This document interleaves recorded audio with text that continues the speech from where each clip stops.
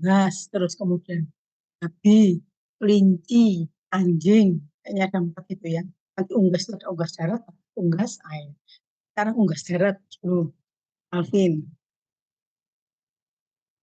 Lanjut ya. Jadi IB pada unggas ini sebenarnya sangat sederhana dan mudah dibandingkan dengan mamalia. Ini peralatannya juga sederhana, hanya pas fluid gitu ya.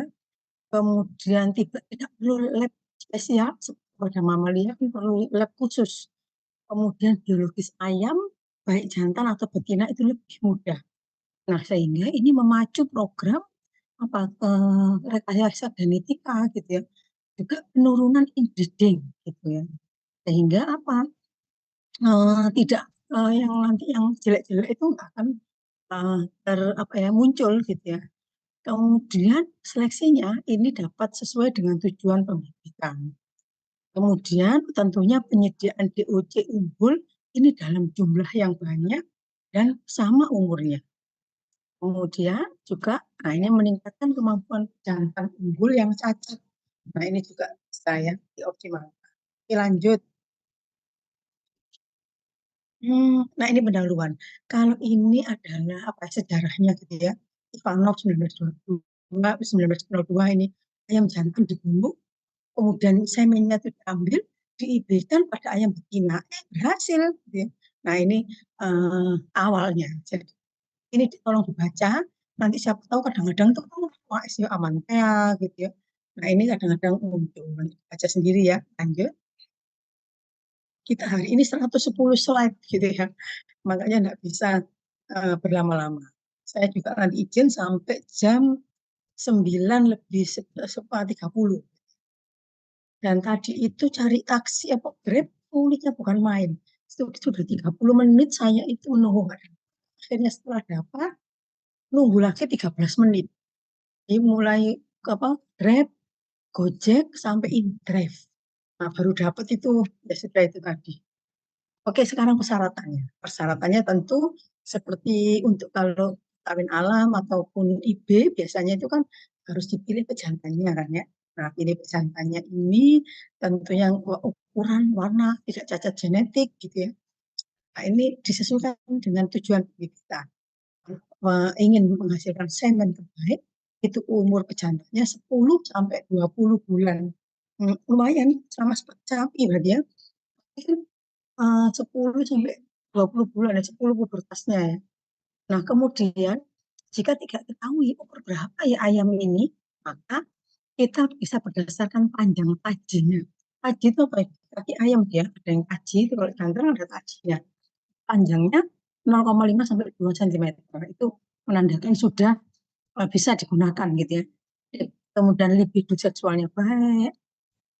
Kemudian untuk ditampung, ya koleksi semen itu harus dipisahkan dengan betinanya 3-4 hari.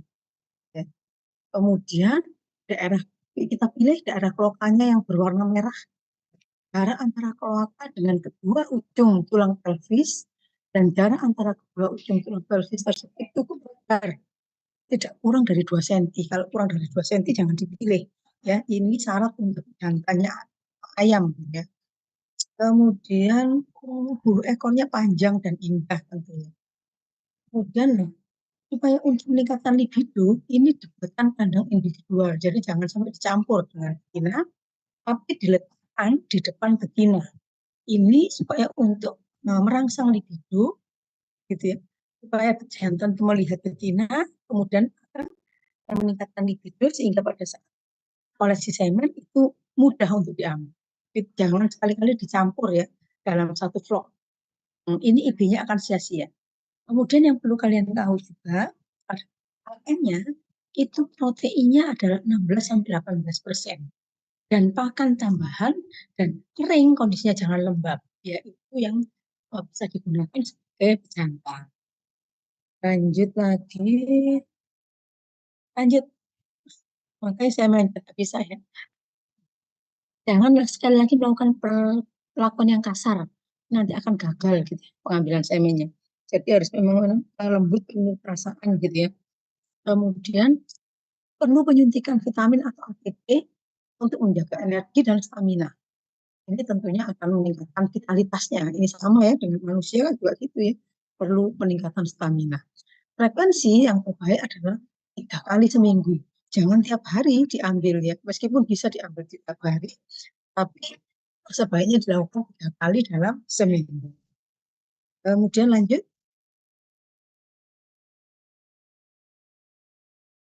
lanjutnya ya. Alat kelamin betina dan jantan ini sangat berbeda dengan alat kelamin mamalia, gitu ya. Ada di dalam rongga perut. Kemudian kalau mamalia kan ada di luar ya, tuh penisnya, testisnya, ini semua ada di dalam domain. Kemudian lanjut aja, yang jelas ovariumnya ada di sebelah kiri ya, pada betina. Nah ini cara koleksi semen.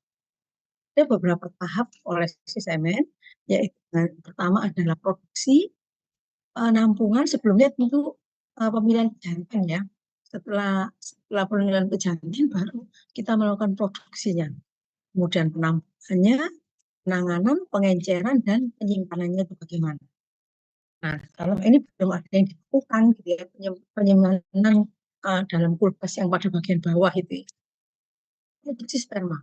Nah, produksi sperma ini kualitas dan kuantitasnya ditentukan oleh beberapa faktor, yaitu apa volumenya, konsentrasinya, motilitas, progresif, ejakulasi. Ini bervariasi. Tergantung apa tadi? Jenis dan umur ayam jantan. Tapi kan umurnya 10 sampai 20 bulan yang terbaik. Kemudian nutrisinya. Makan juga harus baik. Saya katakan ya berapa persen proteinnya, jangan sampai kurang. Kemudian tingkat ejakulasi atau frekuensi penampungan ketika 3 kali seminggu, jangan sampai lebih. Kemudian tentunya keterampilan inseminator. Ya kalau enggak dalam menampung ini kok gambarnya semennya segitu banyaknya ya. Kalau ayam itu enggak segitu banyak ya, dengan 0,1 sampai 1 mili paling banyak itu 0,1 sampai 0,2 mili saja. Itu punya sapi itu kalau gambarnya segitu itu. Ya, baik. Hasil penelitian ejakulasi sama itu terdiri dari 665 sampai 960 juta per ekor. Kemudian kalau kita mengambil ejakulasi kedua, ini akan menurun separuhnya, sepertiganya ini. Nah, sedangkan dosis IB itu ini 20 sampai 150 juta sperma motil progresif. Ini dalam 0,1 mililiter semen encer, semen cair itu ya. Nah, itu isinya 20 sampai 150 juta. Lanjut, lihat hasil mani pada suhu kamar itu sangat rendah, gitu ya. Jadi, ini kenapa? Sebab kadar fruktosa di dalam semen sangat rendah. Kita tahu rendah itu kan ya, kelenjar ini aksesoris gitu ya. Makanya hanya semen sperma saja yang ada gitu ya. Nah, itu makanya hanya 0,1 sampai 0,2 mililiter karena nggak ada cairan aksesoris dari kelenjar aksesoris. Semen ini dapat hidup beberapa hari di dalam alat kelamin betina. Karena apa? Betina ini punya namanya spermanes. Nah ini tempat penampungan sperma. Lama hidupnya sel spermatozoa itu di dalam alat kelamin betina itu sekitar 9,7 hari pada angsa, nah, 11 sampai 14 hari pada ayam, 42,6 hari pada kalkun, 5 hari pada itik. Jadi sangat lama. Beda dengan mamalia, sampai 1 hari di dalam saluran reproduksi betina. Spermanya akan mati. Ya. Kemudian fertilisasi sel telur ayam ini terjadi di infundibulum dari oviduct ya. Kalau di mamalia kan di ampula dari tuba fallopiae gitu, dari sedangkan kalau yang pada ayam ini di infundibulumnya yang langsung berhubungan dengan ovarium gitu ya. Kan ovarium, infundibulum, ampula, ismus gitu ya kalau di mamalia. Tapi kalau di unggas apa? Masih ingat nggak salurannya habis ovarium, infundibulum, terus apa? Magnum, yaitu penghasil putih telur, kemudian ismus, kemudian uterus, baru vagina. Gitu ya. Lanjut, Alfian. Spermatozoa ayam itu sangat berbeda dengan mamalia. Ayam ini sangat panjang gitu ya, kepalanya. Kalau spermatozoa mamalia kan oval gitu ya kepalanya. Oke, lanjut. Lanjut penampungan semen. Nah, ini masih penampungannya. Caranya ada. Ini biasanya perlu 2 orang. Kalau ini mahasiswa ya, kalau kalian PPDH melakukan ini. Masase pada pangkal mulai dari leher, punggung, sampai pangkal ekor. Setelah di pangkal ekor, ini buat sudut 45 derajat dari tulang belakang menuju ke kloaka. Ini ya, beberapa kali. Ini. Nah, kemudian setelah ereksi maksimal, ini ditandai dengan bulu ekornya ke atas, dan penisnya akan keluar, maka kita tampung. Dan tabung reaksi. Tolong dipisahkan dengan cairan bening. Ini sebabkan semen akan menggumpal. Jadi harus dipisah. Kemudian atau dari kotoran, dari darah, itu harus bisa dengan tisu. Ya. Penumpungannya 2-3 kali, 15-20 menit. Jadi kalau mau dikoleksi, pertama, terus istirahat dulu, 15-20 menit, diambil lagi, gitu ya, dalam 1 hari itu. Gitu ya. Lanjut. Penanganan semen. Penanganannya ini sama ya seperti kalau kalian koleksi semen sudah ada pemeriksaan makroskopis, pemeriksaan mikroskopis, kemudian tabung penampung semennya disimpan dalam termos es 5-10 derajat Celcius. Ini hanya bertahan 4-6 jam ya. Dan sperma motil progresif lebih dari 50%. Makanya kalau setelah menampung harus segera mungkin diberikan pada ayam betina. Kemudian kita juga harus sesuaikan tujuan IP untuk penanganan semen ini. Apakah untuk progenites atau untuk peningkatan populasi? Kalau untuk progenites tentunya harus secara individual kan pejantannya itu. Maka ini untuk melihat sifat-sifat pada keturunannya untuk progenites. Kalau peningkatan populasi itu semennya digabung dari banyak pejantan dikumpulkan jadi satu gitu ya. Ini namanya sistem pool apa digabung gitu ya. Nah, apa sih keuntungan sistem pool itu? Satu, tentu memudahkan pelayanan IB dengan banyak induk yang dalam masa produksi. Kemudian juga meningkatkan keterampilan dalam inbreeding supaya tidak terjadi inbreeding maksudnya gitu ya. Lanjut. Nah, ini full semen ya menjadi satu tabung program IB. Ini peningkatan jumlah populasi ini digabung jadi satu ya semennya dari beberapa pejantan. Lanjut, Alvin.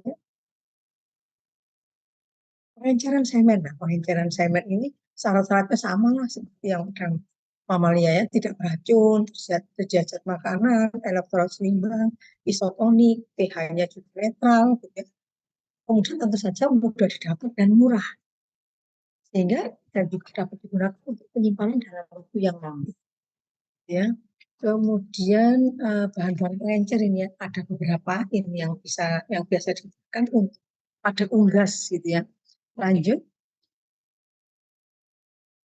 Daya fertil, daya subur dari spermatozoa itu lamanya itu spermatozoa dalam saluran reproduksi betina. Ini masih mampu membuahi ovum. Nah, ini penting untuk penentuan pengulangan IB. Biasanya pada unggas, betina itu IB-nya 2 kali dalam seminggu, gitu ya. Karena memang kan spermanya itu bisa bertahan hidup amat, bisa 4-5 hari, bahkan bisa 11 hari tadi kan. Makanya itu IB-nya cukup seminggu 2 kali pada masing-masing betina. Kemudian daya fertil ini dipengaruhi oleh macam pengencernya, keterampilan inseminator, frekuensi IB-nya, penanganan spermatozoanya, daya fertil spermatozoanya, gitu ya. Itu semua keberhasilan. Contoh untuk pengencer pada unggas ini adalah NaCl fisiologis ya 0,9%. Ya, spermatozoa diambil 3-5 kali. Ya, ini menghasilkan daya fertil rata-rata 66%. Oke, lanjut. Perawatan IB, seperti saya katakan tadi sangat sederhana, terlihat pada gambar. Hanya berupa IB, dan IB itu berupa siring spuit, gitu ya. Spuit itu berkulit, tentunya yang Jarumnya tanpa jarum ya, jarumnya harus dilepas. Karena itu yang dimasukkan dalam kloaka, kemudian diarahkan ke vagina. Kita tahu vagina ayam itu berada di sebelah mana? Ragil ayu tahu vagina ayam itu posisinya di mana? Ragil? Kanan apa kiri? Kiri apa kanan? Ya, organ reproduksi ayam yang aktif kiri apa kanan? Kanan sepertinya, Prof. Oh, salah yang kiri ya. Pada unggas itu yang kiri yang aktif. Nah, kita arahkan itu berkulin yang tanpa jarum tadi yang berisi semen, setelah masuk kloaka kita arahkan ke kiri. Kemudian iring spuit 2-3 mili inti untuk mengencerkan semen. Kemudian ada tabung penampung semen, ada termos es, ada pipet, ada pengencer semen, kemudian ada tisu gulung, obyek gelas, terus hemasitometer, NaCl 5%, cairan pewarna eosin. Ini sekaligus untuk pemeriksaannya, gitu ya, mikroskopis. Lanjut, metodenya. Metode ada yang pertama adalah deposisi semen intravagina, melalui vagina. Jadi jari telunjuk tangan kanan ini menempel pada bibir vagina atau kloaka. Kemudian 3 jari tangan ini tengah, manis, kelingking ini pada posisi antara kloaka dan tulang dada. Bagian ventral ya, bukan dorsal ya. Ini ventral pada bagian bawah. Ini fungsinya tangan ini untuk menekan. Ini kan jarinya, jari tangan kanan ini, apa telunjuk ini menempel pada bibir vagina atau vulva, atau kloaka, vulva ya, ayam ya. Setelah ini menempel pada lubang kloaka, kemudian ini 3 jari ini adalah arah bagian ventral dari betina untuk mendorong ini supaya mengeluarkan tadi vagina ini ya, supaya vagina ayam itu muncul ke kloaka, supaya kalau sudah muncul kan kita bisa enak masukkan gan IB ya. Ya, secara bersama-sama 3 jari tersebut menekan perut ke arah dalam sehingga sedemikian rupa sehingga pangkal atau bagian dorsal vagina betina muncul ke permukaan, gitu ya. Kemudian semen di dalam siring dan nokannya diposisikan pada daerah vagina ayam sedalam sekitar 3 cm, gitu ya. Lanjut, ini gambarannya. Jadi bulu-bulu sekitarnya dicukur dulu yang gambar kiri atas.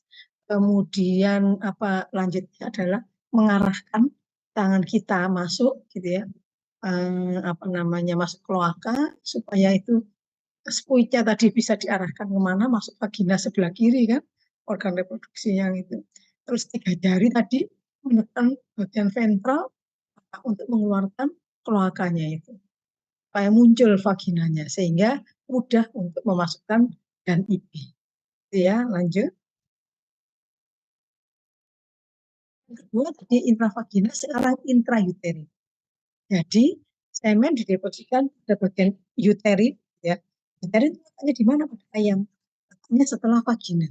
Vagina, kemudian uterin. Nah, itu dengan uterin, maka perlu menggunakan kateter.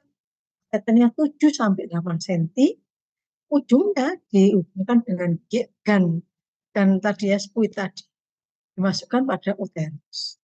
Kemudian permukaan vagina dimunculkan, kemudian baru nanti ya dideposisikan pada uterus. Nah, kelebihan intrauterinnya apa dibanding intravagina tadi? Nah, dosis IB dapat diberikan secara sempurna. Ada kontraksi balik dari muskulus saluran reproduksi.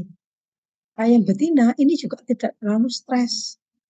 Nah, yang lebih penting lagi, jika ada telur dalam uterus, itu dapat ditunda. Setelah nanti telurnya oviposisi keluar, baru semprotkan. Jadi itu keuntungannya, intrauterin. Lanjut, keberhasilan IB. Ya, tentunya dari spermatozoidnya sendiri yang fertil nomor 1, kemudian metodenya ini IB-nya deposisinya di mana, gitu ya.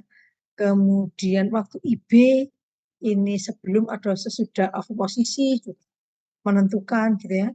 Kemudian interval IB, frekuensi IB, nah, gitu.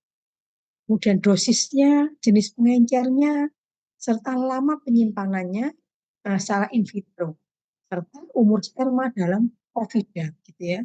Umur sperma memang lama, dia kadang-kadang ayam itu bisa sampai 32 hari. Tetapi dia itu hidup belum tentu fertil. Makanya itu harus dilakukan pengulang seminggu 2 kali untuk melakukan program IB itu ya. Lanjut. Ini kok jadi laki-laki. Oke. Saya lanjut sekarang ya, Hanifah. Faktor kegagalan. Gagalannya apa? Ketepatan waktu IB. 10 sampai 30 menit setelah oviposisi atau 30 menit sebelum ovulasi. Jadi supaya berhasil dia setelah oviposisi itu segera mungkin di IB. Kemudian kalau lebih tadi 10 sampai 30 menit, nah ini akan juga mempengaruhi kegagalan gitu ya, kelamaan gitu ya. Dosis sperma harus belum memenuhi dosis IB, pengencer tidak memenuhi syarat. Kemudian saat penampungan terkontaminasi dengan cairan bening tadi, sehingga semennya tadi terkoagulasi. Kemudian sperma terlalu lama disimpan di suhu ruang gitu ya, nggak bisa hanya jam aja kan mati. Kemudian banyak sperma yang mati jika bertemu telur dalam uterus. Makanya harus telur itu harus tidak ada dulu di dalam ini apa ini Recording in progress. Jadi karena kalau bertemu telur ini nanti sel spermatozoa akan banyak mati. Makanya harus dipastikan telur itu oviposisi dulu, keluar dulu gitu ya. Kemudian nomor 3, pada deposisi intravagina sering sperma ini dimuntahkan kembali gitu ya. Makanya lebih aman itu kalau intrauterin gitu ya. Lanjut. Nah, tadi adalah IB pada unggas darat. Sekarang IB pada unggas air. Nah, manfaatnya apa? Tentunya sama, ini mencegah penularan penyakit, atasi infertilitas, baik atau pejantan. Kemudian ini juga memungkinkan persilangan dari berbagai varietas. Misalnya entok. Entok itu kan terdiri dari itik, entok, dan itik. Turunannya adalah ya. Itu bukan program medsos ya. Tapi entok ini adalah penghasil daging, itik penghasil telur. Kemudian manusia itu ingin mendapatkan hasil dua-duanya. Unggas itu yang menghasilkan daging dan telur siapa? Ya tikus ini gitu ya. Nah ini kalau dikawinkan secara alam dan mungkin bisa terjadi karena itu apa pejantannya berupa papila gitu ya. Sedangkan entok itu karena dia unggas air maka penisnya itu berpilin gitu ya. Seperti gitu ya dan sangat besar gitu ya. Sepanjang jari ini lebih besar lagi gitu ya. Ya, penisnya. Nah, sehingga kalau kawin alam tidak mungkin apa bisa untuk IB. Kemudian dengan program IB ini memungkinkan penyimpanan sperma lebih lama, yaitu disimpan dalam suhu dingin tentunya. Kemudian hemat pemeliharaan pejantan gitu ya. Nah ini sedikit beda ya, pada bagian bawah itu. IB pada unggas dan IB pada hewan besar. Kalau pada unggas itu terutama untuk meningkatkan fertilitas dan memperoleh bibit unggul dalam jumlah yang cukup banyak. Ya. Sedangkan pada hewan ini terutama untuk memperoleh bibit unggul dari pejantan unggul. Ya. Lanjut. Teknik IB ini terdiri dari kumpulan sperma dan inseminasi pada betina gitu ya. Kalau IB itu pada unggas dilakukan pagi hari, itu bertelur pada jam 6 sampai 7. Nah setelah bertelur itu langsung ya, jangan nunggu 10 menit, apalagi 30 menit terlambat nanti. Nah itu ya, jadi hari kedua setelah IB, nah ini telur tidak boleh ditetaskan. Karena itu fertilitas rendah. Hari ketiga baru boleh ditetaskan. Hari keempat dilakukan IB lagi gitu ya, dan seterusnya. Kemudian koleksi semen. Entok dewasa ini jantannya 9 sampai 12 bulan dipisahkan. Kadang kandang individual dengan betina untuk beberapa waktu. Jadi jangan sampai dicampur gitu ya kalau kita mau melakukan program teknik IB ini. Lanjut. Entok. Oh, betina dewasa kalau yang jantan tadi 9 sampai 12 minggu. Kalau betina ini 7 sampai 8 bulan. Bulan tadi ya, jantan dia 9 sampai 12 bulan. Kalau entok ini betina 7 sampai 8 bulan. Ini pada fase bertelur. Ini digunakan sebagai pemancing atau teasernya. Kemudian entok jantan dikumpulkan dengan entok betina. Ini terjadi perkawinan, ditandai dengan pejantan mematuk kepala betina sambil berusaha menaiki dan menindihnya gitu ya. Nah, ketika pejantan itu terangsang gitu ya, ditandai dengan ekor dikibas-kibaskan, penis diarahkan pada tabung penampung semen. Sama waktu seperti pada mamalia itu ya, ketika pejantan menaiki betinanya, kemudian penisnya itu akan dimasukkan ke betinanya, maka itu yang harus segera kita pindahkan ya vagina buatan ya.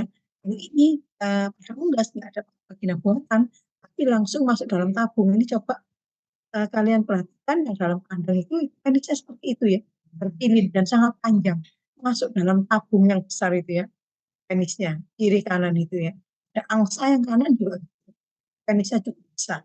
Nah, itu tanpa vagina buatan. Jadi lebih mudah sebenarnya untuk koleksi semen pada unggas itu. Lanjut lagi, Alfian. Nah, ini pada duck ya, Chinese goose ya. Di sini ini, nah, penampungannya wis nggak perlu betina teaser, tapi menggunakan kayak dummy ya. Kalau yang sudah terlatih itu sudah dinaikkan di atas dummy, dia sudah ngerti kalau mau akan dikoleksi semennya. Lanjut. Nah, ini ya. Kita yang kelima adalah dengan masase punggung dekat pangkal ekor sampai terjadi ejakulasi. Kemudian ya sperma yang tertampung pada unggas air ini lumayan 0,5 sampai 2 cc. Unggas darat tadi seperti air hanya 0,1 sampai 0,2. Tapi kalau pada ini 0,5 sampai 2 cc. Lanjut. Nah, itu ya tadi kepala spermatozoanya dilihatkan lagi, Alfian. Balik yang tadi. Nah, itu ya gambarannya apa namanya kepalanya seperti itu ya. Sangat lonjong-lonjong, bukan oval, apa namanya panjang ya, lonjong panjang. Yang warna hijau-hijau itu ya, merah itu. Terus kemudian lanjut lagi. Nah, pelaksanaan IB-nya bagaimana? Yaitu dengan koleksi semennya ini dengan menghisap sperma dengan spuit. Nah, bisa juga kita hisap ya spermanya dengan spuit, kemudian betina ini dijepit dengan tangan kiri, dengan posisi kepala di bawah dan menghadap belakang. Nah, ini contohnya ini ya, yang baju hijau itu ya. Begitu cara megang betinanya. Kemudian lanjut, tangan kanan menekan perut. Nah, ini menekan perut itik betina dan dipijit perlahan sehingga vaginanya menonjol keluar. Nah, ini ya. Nanti menonjol akan kelihatan. Inilah yang saluran vagina, yang kiri tentunya ya. Yang gambar bawah itu ada titik putih, itu mungkin adalah kloaka. Nah, jangan dimasukkan kloaka. Masukkan ke vaginanya. Gitu ya, vaginanya lubangnya di sebelah kiri. Lanjut. Kemudian tekanan di perut setelah tadi spuit dimasukkan, tekanan di perut ini pada betina ini dikurangi ya. Supaya apa? Sperma yang masuk itu enggak termuntahkan kembali. Dan alat suntik ditarik pelan-pelan sehingga vagina itik betina kembali ke posisi awal. Ya, lanjut. Penetasan telur. Nah, telur yang ditetas ini dibersihkan. Mesin tetas cuci hamakan terlebih dahulu. Makanya kalau ada unggas yang bertelur itu harus sesegera mungkin diambil gitu ya. Jangan sampai dibiarkan lama di dalam kandang. Tentunya akan kotor. Kalau pertama kali keluar itu telur itu dilindungi oleh namanya mukus atau kutikel kan gitu ya. Nah, cairan yang berasal dari vagina itu menutup pori-pori dari telur. Nah, itu harus segera mungkin dipisahkan jangan lama-lama di dalam kandang, telurnya akan kotor gitu. Kemudian bagi di bawah mesin itu diisi air.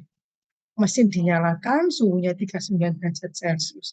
Handling, nah handling itu untuk melihat ini embrionya ada atau mati atau tidak ada. Itu handling itu dilakukan setelah 1 hari. Kemudian kita lakukan culling ya, dikeluarkan gitu yang invertil. Terus diputar 4 kali sehari. Nah, kalau yang ada otomatis gitu, bisa diputar 4 kali sehari selama 28 hari ini pada duck ya.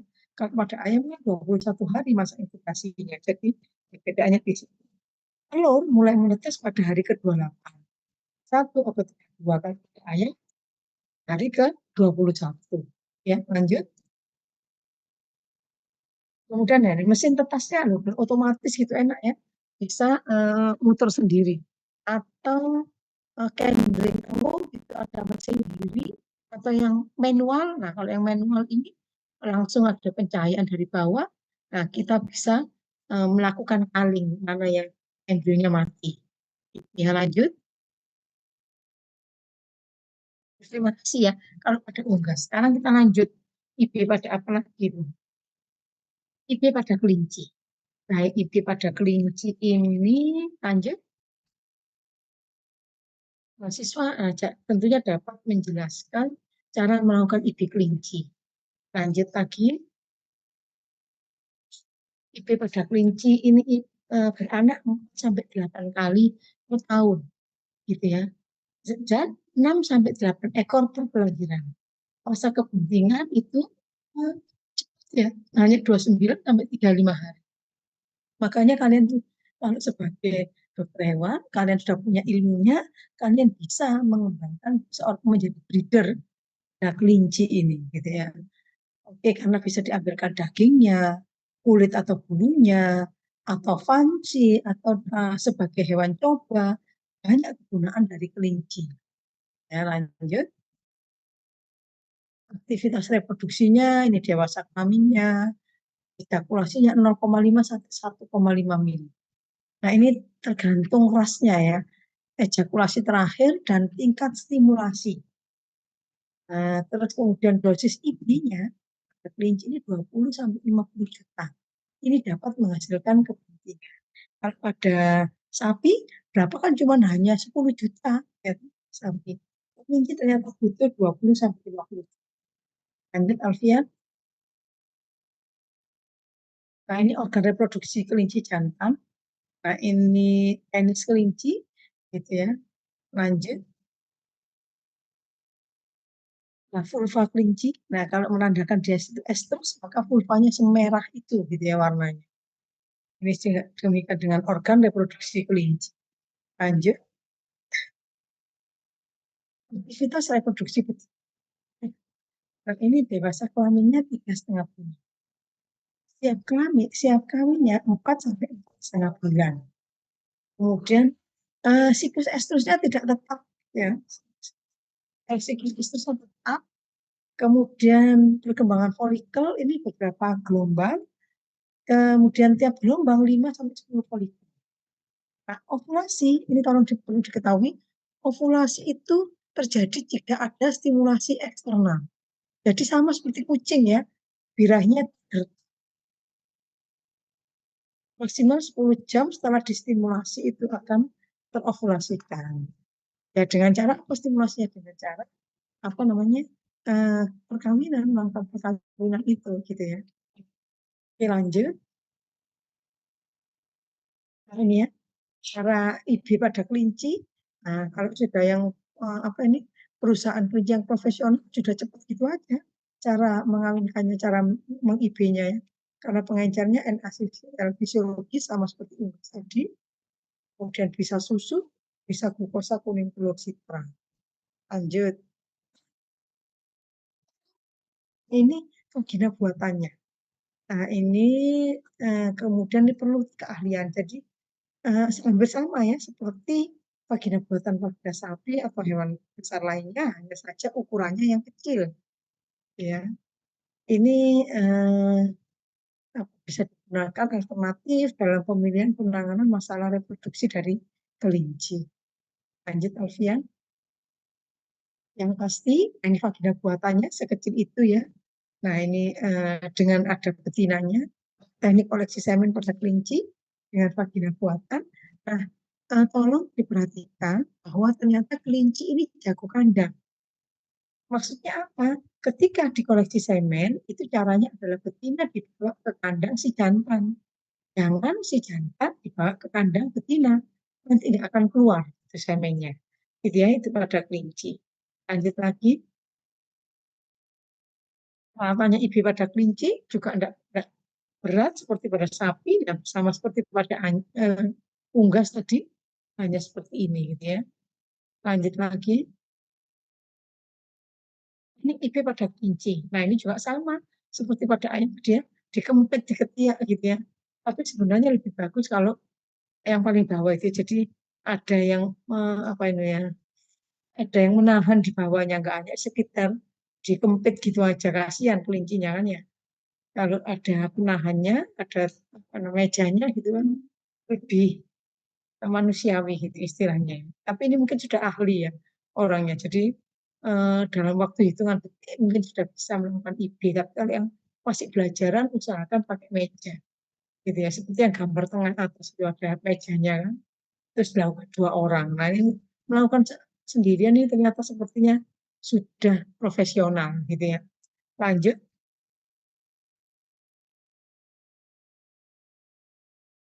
Intinya ini 2 sampai 5 jam dari penyuntikan hormon. Nah, kenapa perlu penyuntikan hormon? Ada yang tahu karena kelinci adalah induced ovulation. Jadi untuk ovulasi itu diinduksi dengan hormon. Kalau program IB, kan kawin alam enggak gitu ya. Karena yang menginduksi jantannya itu. Dosis IB 20 sampai 50 juta sel spermatozoa. Ya, dengan sapi 10 juta, kambing 15 juta, manusia juga 15 juta. Ya, itu dikatakan normal. Normalnya sekian, tapi bisa lebih gitu miliaran. Lanjut lagi. Terima kasih pada kelinci. Berikutnya pada babi. Nah, sekarang apakah ada pertanyaan untuk kelinci dan pada kelinci sebelum pada babi?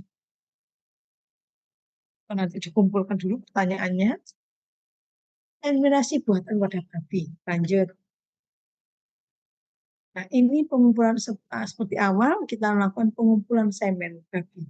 Ini vagina buatannya model Norwegia, panjangnya 18 cm, karet bagian dalam agak kasar. Nah, pada kelinci ini karet bagian dalamnya itu agak kasar, beda dengan sapi ya, yang licin saja ya. Ini memang untuk merangsang dari penis dari kelinci dibutuhkan agak kasar. Kemudian airnya suhunya 50 derajat Celcius. Jangan lupa diberikan vaselin pada sepertiga bagian depan. Kemudian selaput karet pada mulut vagina ini berupa karet busa gitu ya. Nah, tadi ya, berlubang-lubang, makanya saya katakan kasar gitu ya. Nah, kemudian ada betina pemancing atau dami. Nah, ini tolong perhatikan kebersihan bagian belakang dami tadi gitu ya, agar tidak mengenai penis dari jantannya. Lanjut.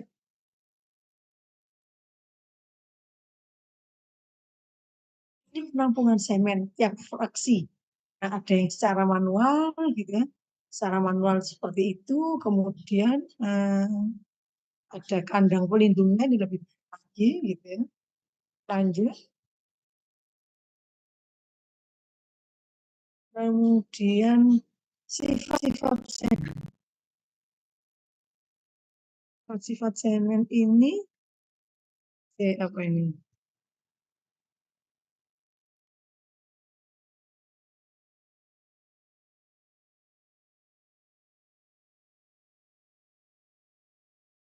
Ini sifat-sifat semen ini beda dengan sapi atau domba gitu ya. Beda dengan sapi atau domba. Nah, apa? Nah, ada lamanya 5 sampai 20 menit, ini 3 fraksi ya. Kemudian volumenya 100 sampai 500 ml, konsentrasi 20 sampai 70 ml. Nah, kemudian ini Nah, sifat-sifat semennya. Nah, ini pada babi yang perlu kalian ketahui, kalau sapi kan cuma 5 sampai 7 cc. Jarang lah 7 cc, 5 sampai 3 sampai 5 cc saja gitu ya. Tapi kalau pada babi ini bisa 100 sampai 500 ml. Konsentrasinya 20 sampai 70 miliar. Ini sekali ejakulasi. Lamanya itu 5 sampai 20 menit, tapi ada 3 fraksi. Jadi yang diambil adalah yang fraksi kedua. Jadi tolong dipisahkan, sama seperti unggas tadi ya. Eh, yang cairan bening itu tolong dipisahkan. Nanti akan membuat beku dari semennya, gitu ya. Fraksi pertama ini tidak mengandung spermatozoa, hanya cairan dan gumpalan gelatineus. Ini dari Cooper gland. Nah, ini jangan ditampung, dipisahkan. Fraksi kedua ini yang banyak mengandung spermatozoa, itu yang kita tampung. Kemudian fraksi ketiga ini sedikit spermatozoa dan gelatineus. Jadi yang fraksi kedua saja ya yang diambil. Gitu ya. Kemudian apa sih fungsinya gelatineus ini? Menutup mulut serviks untuk mencegah semen keluar kembali pada kawin anak. Ya. Lanjut, Alfia. Nah, birahi pada babi, lama birahinya 48 sampai 60 jam. Kemudian ovulasi terjadi pada jam 18.24, calving rate tertinggi itu pada jam 12 sampai 24. Kalau mau ide misalnya pada betinanya itu birahi pada jam 6 pagi, maka tambah 12 gitu ya, jam 6 sore sampai jam 6 pagi berikutnya itu yang tertinggi ya. Jadi kalau jam 6 pagi birahi, babinya jangan dikawinkan pada jam 12 siang misalnya, kurang kesuburannya gitu ya. Nah itu ya, babinya masih ngorok ini. Alat IB. Alat IB ini serviks dan saluran panjang, karena babi itu serviks dan salurannya panjang kelok-kelok, maka kateternya harus kuat. Ini banyak, ada karet, ada ini, ada gelas. Panjangnya 50 cm, diameternya 0,4 sampai 0,8 cm. Kemudian ada plat balun 2 cm pada bagian depan. Nah, ini fungsinya tadi sebagai pengganti gelatineus tadi untuk menyumbat serviks agar keluar lagi semen. Ya, lanjut. Nah, ini positioning of dari AI. Nah, ini tadi ada di kayaknya ada apa tadi penutupi tadi, ada balon tadi memang untuk keluar lagi semen.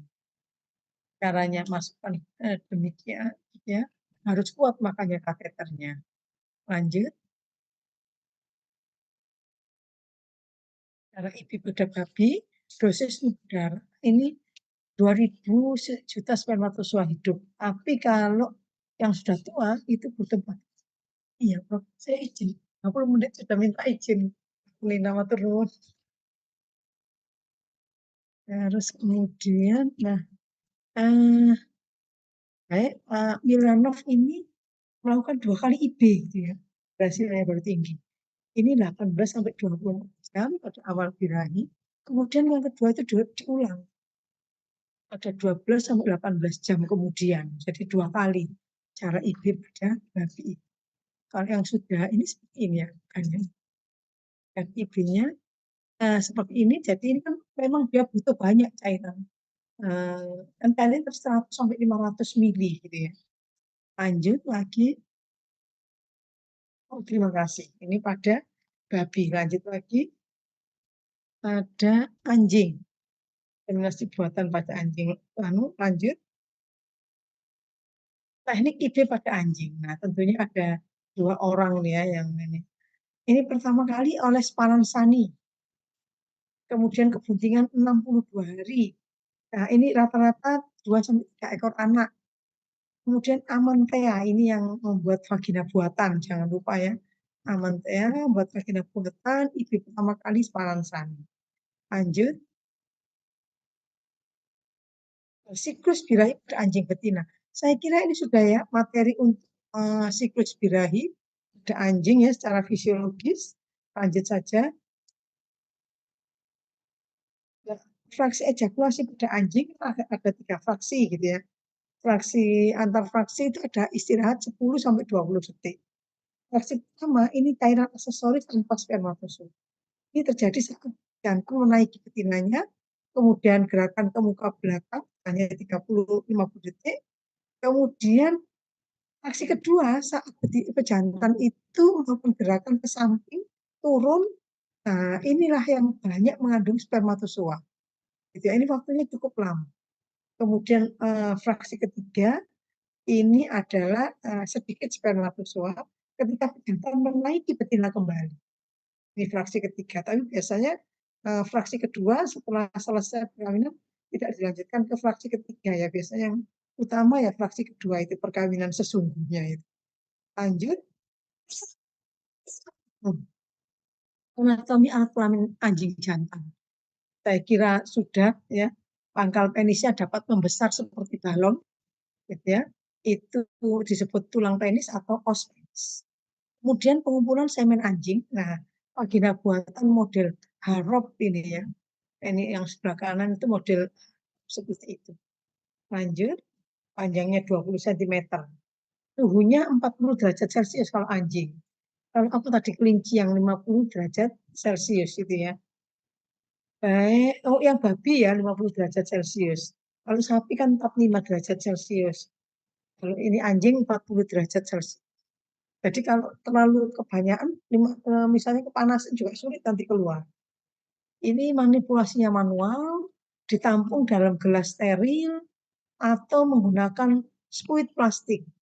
Ya, ini caranya dengan apa manual ya, apa namanya itu, mengeluarkan semennya, fraksi semen. Lanjut. Tujuan IB pada anjing, kawinan yang secara fisiologis tidak mungkin gitu ya.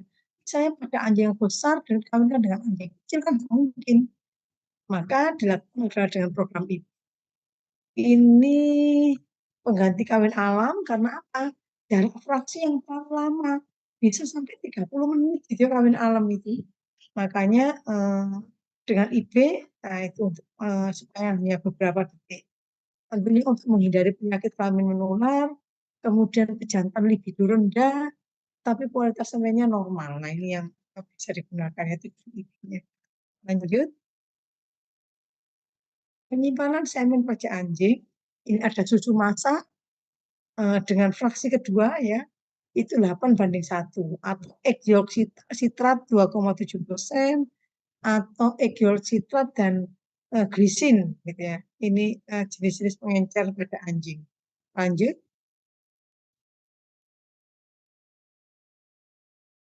Nah, pada anjing ada plastik 1 cc, terus kemudian spekulum dan spuit. Spekulum kemudian, nah kalau yang ini modern dia sudah dengan memasukkan ini sudah bisa dihubungkan dengan kamera. Nah, ini transservikal masuk ke dalam serviks. Lanjut. Atau tadi transservikal sekarang secara surgikal atau pembedahan. Nah ini biasanya daerah flank dari anjing, kemudian hanya dilakukan penyayatan sekitar setengah sampai 1 cm, sudah nanti kita ambil apa menempatkannya di daerah ampula kan dari semennya itu disemprotkan itu ya. Nah ini setelah dikeluarkan saluran reproduksinya baru dikeluarkan dari yang dibuat lubang tadi, kemudian penyemprotan daripada semennya tadi di daerah ampula ya. Lanjut.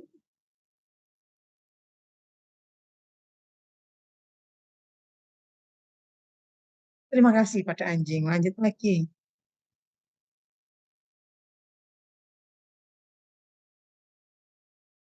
Semen beku. Nah, ini kita materi tentang semen beku ya. Materi semen beku ini sekarang jam berapa?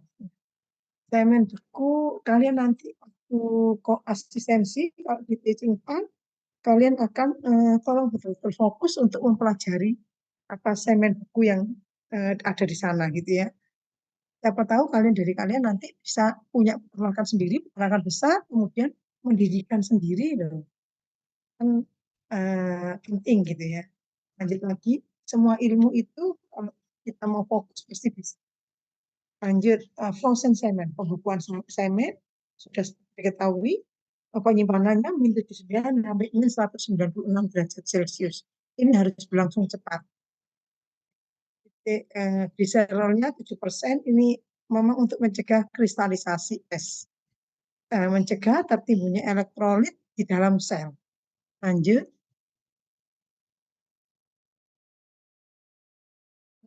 Ya. Semen beku. Nah, kalau sejarah ini tolong dibaca sendiri, tapi biasanya luar gitu ya, dalam soal-soal UAS. Sekarang koleksi semen. Nah, koleksi semennya sama menggunakan vagina buatan, tetapi tadi tentu ukurannya yang berbeda dengan punyanya babi, punyanya anjing, punyanya apalagi punyanya kelinci, itu jelas berbeda ukurannya. Punya kuda jauh lebih besar. Nah, ini bagian-bagiannya sama seperti pada sapi gitu ya. Lanjut. Persiapan koleksi semen. Kegiatan processing semen itu dilakukan setiap minggu 2 kali. Gitu ya. Ini kalau di teaching farm itu pada babi, pada sapi ambil 2 kali seminggu. Kemudian pejantannya itu dimandikan dan diberi pakan terlebih dahulu, baru dibawa ke kandang jepit, dipertemukan dengan pejantan atau betina pemancing, kemudian untuk merangsang libidonya, kemudian vagina buatan yang telah disiapkan diberi pelicin, apabila terdapat tanda-tanda pejantan akan menaiki betina pemancing, kemudian penis ini diarahkan ke lubang vagina buatan. Ya. Lanjut. Koleksi semen. Nah, ini seperti ini ya. Ketika pejantan menaiki betina, maka penisnya diarahkan masuk ke vagina buatan. Ya, lanjut. Keuntungan apa sih koleksi semen dengan betina buatan? Nah, keuntungannya itu paling baik. Air maninya bersih, konsentrasinya tinggi. Tapi apa? Perlu latihan. Pemanasan harus benar, libido harus tinggi. Nah, ini baru bisa dikoleksi. Lanjut.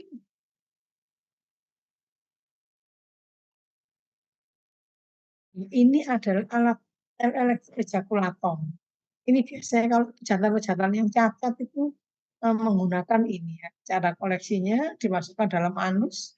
Fesesnya tentunya harus dibersihkan dulu. Nah, ini ditempelkan bagian lumbal, elektroda spinalnya, kemudian dilepaskan secara bergantian dengan interval tertentu 5 detik. Ya, lanjut. Ini yang elektroejakulator. Untungannya apa? Mudah dilakukan, volume lebih besar, bisa untuk hewan liar kan gitu ya. Kalau elektroejakulator itu jantan lumpuh juga bisa, jantan libido rendah itu juga bisa dilakukan ini koleksi semennya ini dengan elektroejakulator. Tapi kekurangannya apa? Konsentrasi spermatozoa itu rendah, sering gitu ya. Ini akan lemah nantinya jantannya kalau sering dilakukan dengan elektroejakulator. Padahal apa? Ejakulasi itu bisa terjadi meskipun tidak ada ereksi. Tapi kejelekannya adalah semen bercampur kotoran di prepusium. Ya. Lanjut. Proses kelenjar ampula. Jadi tadi kan cara koleksi semen ada vagina buatan, kedua elektroejakulator, ketiga masase kelenjar ampula. Kalau ini adalah biasanya digunakan oleh pejantan yang lumpuh atau jantan yang libido rendah. Ini kita lakukan masase kelenjar ampula.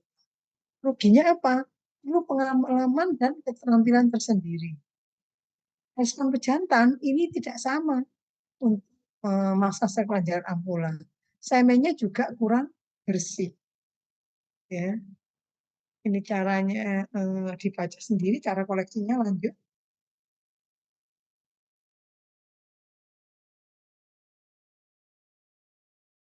Lanjut ya, Alfian. Pemeriksaan semen sudah kalian melalui praktikum juga. Semua volumenya, konsistensinya, baunya, kemudian warna semennya gitu ya, itu dilakukan pemeriksaan semua. Lanjut, derajat asam atau pH. Nah, derajat asam ini sapi itu agak asam ya, 64,6,8. Kualitas baik ini cenderung asam. Kenapa? Karena spermatozoa itu bergerak aktif kan, sehingga menghasilkan asam laktat yang tinggi. Makanya bersifat asam. Kemudian, oh ini Prof. Ujian. Assalamualaikum Prof. Prof, ngapunten saya izin sebentar melanjutkan kuliah dengan siswa BWI ya Prof. Nanti saya hadir Prof. Kurang sebentar lagi boleh? Oh apanya? Anu, Zoom ya Prof? Oh iya ini saya juga masih di ruangan ruangan FISPRO belum. Nggih, nggih. Oh, nggih nggih. Bukan, lucu. Nggih. Oh, di ruang internasional. Lantai 1. Nggih. Lho, Puci di rumah ya? Enggak ke kampus?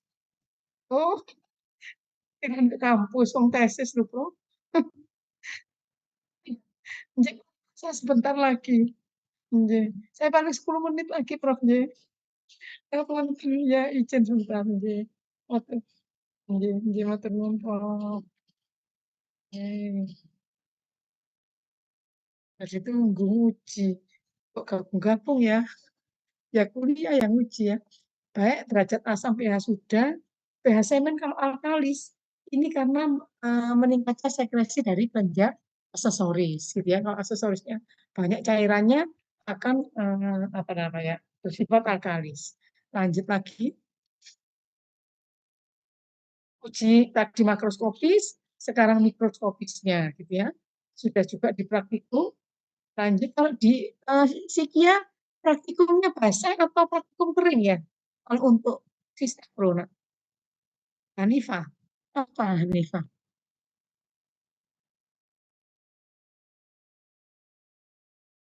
Praktikumnya kering apa langsung pada koleksi semen misalnya, apa langsung gitu? Biasanya ada tutorialnya dulu, Prof. Jadi di kelas dulu diberikan materi, kemudian minggu depannya ada praktikum. Terus nanti baru ke kandang gitu ya? Iya. Oh, ya baik. Lanjut lagi. Lanjut ya, Alfian. Uji mikroskopis, saya kira nanti dibaca sendiri sudah ya, konsentrasi semen, cara Rusia, cara Toma, cara spektrofotometer, sudah semua di praktikum ya. Lanjut, biologisnya juga sudah semuanya, ada uji resistensi, ada uji katalase, lanjut ada gerakan massa, gerakan individu, ya, pemeriksaan spermatozoa hidup dan mati, normal dan abnormal, itu semua sudah dilakukan jelaskan di praktikum. Lanjut lagi, uji biokimia juga demikian. Sudah semuanya, ada uji kadar asam ascorbin, uji dehidrogenasi, gitu ya. Sudah semua, lanjut. Kemudian pengenceran. Tujuannya yang meningkatkan volume semen, dapat disimpan lama, kemudian pengiriman jarak jauh, gitu ya. Daya tahan semen tentunya lama penyimpanan, kemudian dipengaruhi oleh logam atau pengocokan, dipengaruhi oleh suhu, gitu ya. Lanjut lagi, saran pengencer. Nah ini terpenting adalah contoh semen dengan 500 sampai 200 juta spermatozoa per mililiter diencerkan 50 sampai 200 kali.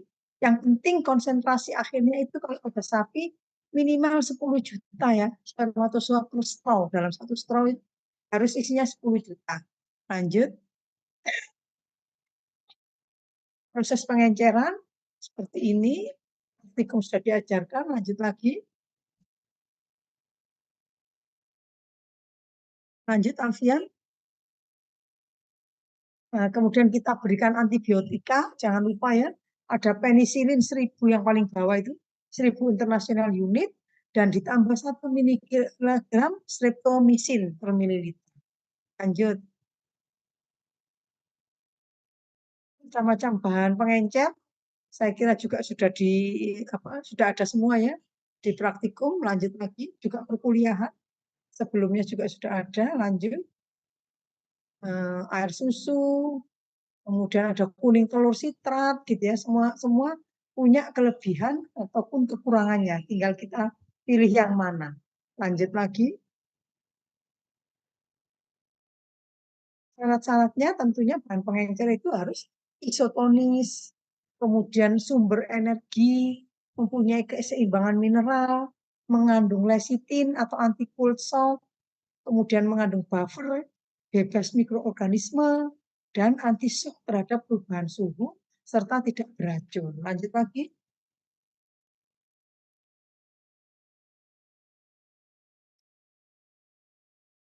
Faktor yang diperlukan ini adalah gliserol 70% ya kalau untuk kuning telur sitrat. Kalau kuning telur itu 8%. Gliserolnya ini berdasarkan hasil penelitian ya. Kemudian dosis tinggi membunuh spermatozoa dan hambat kerja antibiotika. Kalau kurang nanti menyebabkan rusaknya spermatozoa karena terbentuknya kristal. Tapi kalau kelebihan menghambat kerja antibiotika gitu. Jadi harus sudah pas itu ya cara penelitiannya seperti itu. Kemudian cara penambahan gliserol ini juga sudah seperti ini ya. Lanjut lagi. Ini ada mas kesemen sil. Belum. Sebentar ya.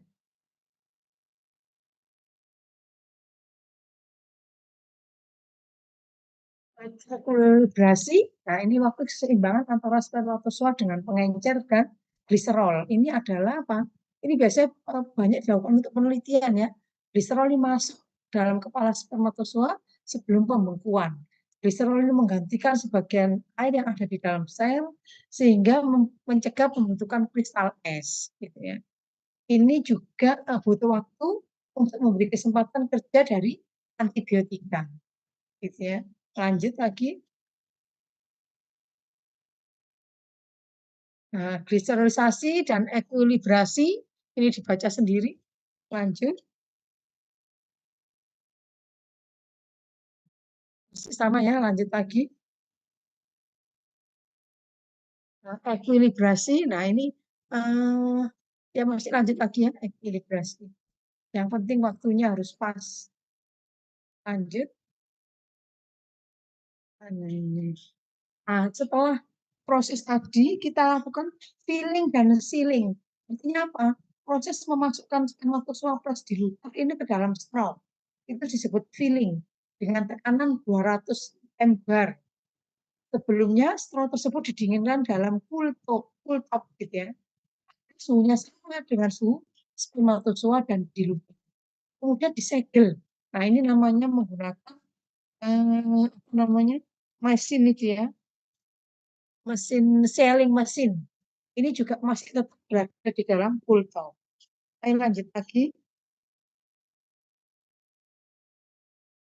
Refreezing dan freezing. Nah, ini sebelum pembekuan ini juga bisa dilakukan penelitian ya. Karena berapa tingginya dari nitrogen cair. Nah, ini pre-freezing. Kemudian kalau freezing itu sudah ditenggelamkan dalam nitrogen cair. Ayo lanjut. Lanjut lagi. Cara pengencerannya 1:4. Kemudian ya udah keuntungan semen beku ya. Gak apa-apa, langsung aja keuntungan semen beku. Keuntungan semen beku ini dapat disimpan lama bertahun-tahun tentunya. Ada suatu penelitian itu ya, disimpan 5 tahun, 20 tahun, 30 tahun, 40 tahun. Itu ternyata kualitasnya sama saja. Tidak signifikan berbeda. Yang penting apa? Harus berada di dalam nitrogen cair min 196 derajat Celcius tadi gitu ya. Tentunya hemat jantannya, pusat IB tidak terlalu banyak, efisien untuk jantan unggul tapi lumpuh, mencegah penyakit kelamin menular, kemudian biaya angkutan rendah, daripada ngangkut jantan lebih baik membawa 1 straw atau 1000 straw kan gitu ya. Kemudian tidak ada frozen semen yang terbuang. Kemudian perkawinan itu selektif di mana saja dan bisa dilakukan setiap waktu gitu ya. Lanjut itu keuntungan semen beku saya kira sudah semua. Lanjut lagi kerugiannya apa? Kalau kita menggunakan jantan tidak unggul ini akan merusak peternakan secara luas. Kemudian pemeliharaan pemeriksaan jantan yang tidak baik ya menyebarkan penyakit dengan secara luas. Kemudian peralatan untuk proses pembuatan dan penyimpanan ini mahal ya. Kalau semen beku pada ternak ini. Kemudian selama proses pembekuan 40-80% spermatozoa itu mati. 10-20% semen itu tidak tahan pembekuan, gitu ya.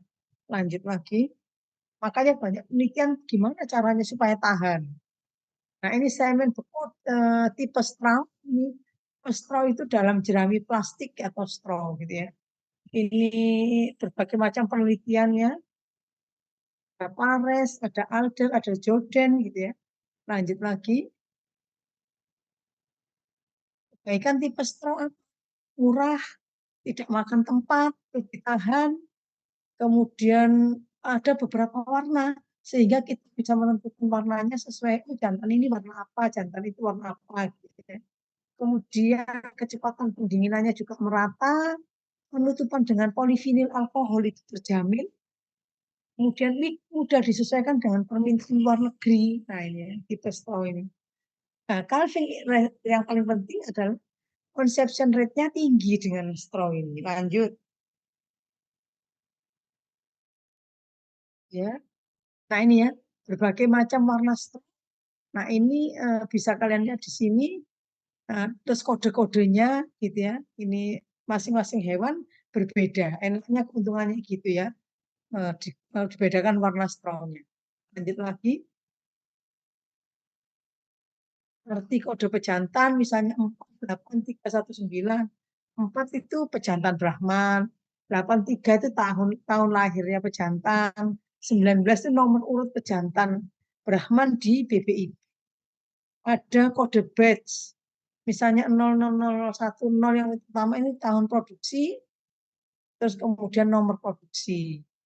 Atau A001, nah ini tahun produksi 2001, nomor produksinya 01. Ini kok saya baterainya low. Sudah mau selesai kan? Lanjut lagi. Proses pembuatan mani beku, saya kira sudah dijelaskan tadi. Faktor keberhasilannya juga sudah. Lanjut. Ini Pak Trilas ya, melakukan itu ya, prosesnya. Lanjut lagi. Caranya mulai dari awal, pemeriksaan semen makros mikros, pengenceran, pendinginan, gliserinisasi, ekuilibrasi, pre-freezing, freezing. Nah ini ya. Kemudian di storage, disimpan di kontainer. Ini kalian harus hafal ya ini. Lanjut lagi. Pasti adalah koleksi dari pejantan. Nah ini masuk dalam kontainer. Di dalam kontainer ini ada goblet-goblet gitu ya. Oke, lanjut lagi. Semen beku kalau di tipe straw, ini tipe pelet atau tablet gitu ya.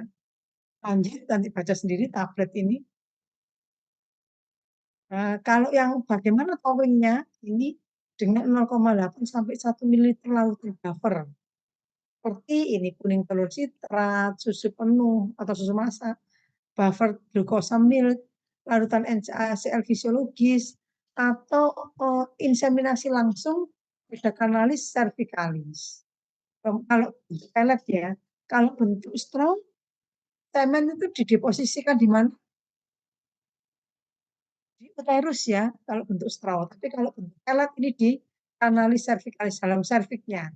Towingnya tidak boleh lebih dari 5 derajat Celcius. Gitu ya, lanjut. Semen beku tipe ampul loh, ada lagi ya. Jadi tipe straw, tipe pelet atau tablet, ada tipe ampul. Ini consumption rate-nya tinggi. Dan tapi cara penyimpanannya mahal. Karena tadi pakai ampul gitu ya, lebar tempatnya, memakan tempat. Lanjut lagi. Saya kira itu sekian dan terima kasih untuk mungkin nanti lewat WA saja ya. Saya menguji dulu, izin menguji, ditunggu para penguji. Saya akhiri. Wassalamualaikum warahmatullahi wabarakatuh. Sudah presensi semua ya melalui e-learning, Habit e-learning. Semoga bermanfaat yang bisa saya sampaikan. Gitu ya, kita ketemu mungkin nanti di PPDH karena saya itu juga pengampu PPDH dari Vikia untuk direproduksinya. Gitu ya. Saya akhiri. Wassalamualaikum warahmatullahi wabarakatuh. Waalaikumsalam Waalaikumsalam warahmatullahi warahmatullahi wabarakatuh. wabarakatuh. Terima kasih, Prof.